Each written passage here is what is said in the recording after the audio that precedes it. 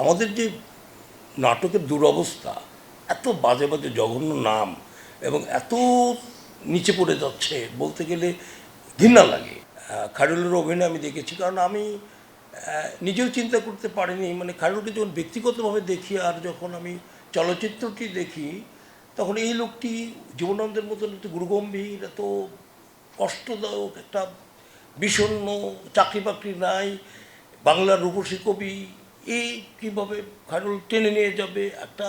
তারপরে তার বোর যে অত্যাচার, ওই যে কী নাম যেন মেয়েটার, লাবণ্য, আর ওই যে শোভনা, মানে এই তো, মানে কীভাবে খায়রুল এটাকে নিয়ে যাবে, আমি খুব অস্থির ছিলাম।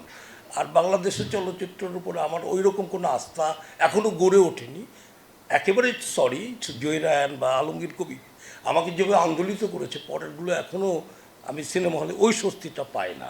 তো যার ফলে খায়রুলকে আমার এত ভালো লাগছে যে ও উত্তরণ ঘটিয়েছে। আমরা অনেক কিছুতে অস্বস্তিতে ছিলাম, এটা পার্সোনাল উজ্জ্বল থাকতে বলতে পারতাম, কিন্তু খায়রুল আমাকে বসিয়ে রেখেছে ওই কত ঘন্টা। আমি ধৈর্য ধরে দুইটি প্রোডাকশন খুব আমার কষ্ট হয়েছে, যে একটা রোদ আর একটা হচ্ছে বনলতা সেন, শেষ পর্যন্ত দেখছি। তো যাই হোক, আমি দেখেছি এবং বুঝতে পেরেছি বাংলা চলচ্চিত্রের একটা ভাষা তৈরি হচ্ছে, যেটি আমাদের জন্য পজিটিভ। ভালো থাকবেন।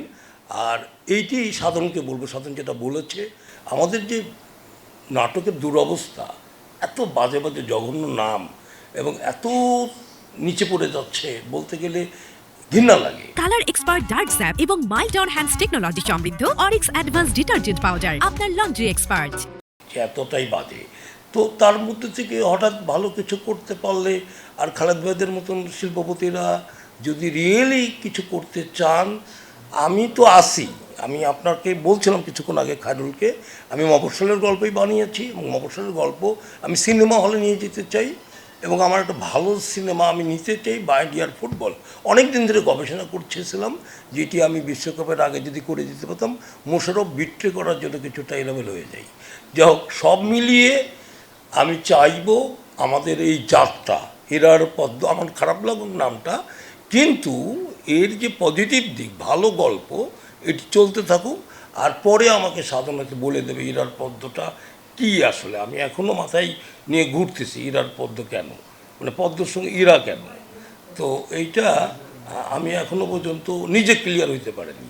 মানে পদ্মা মেঘনা যমুনা শুনতে শুনতে এত বড় হয়েছি, কিন্তু ইরা ঢুকে গেল কী করে।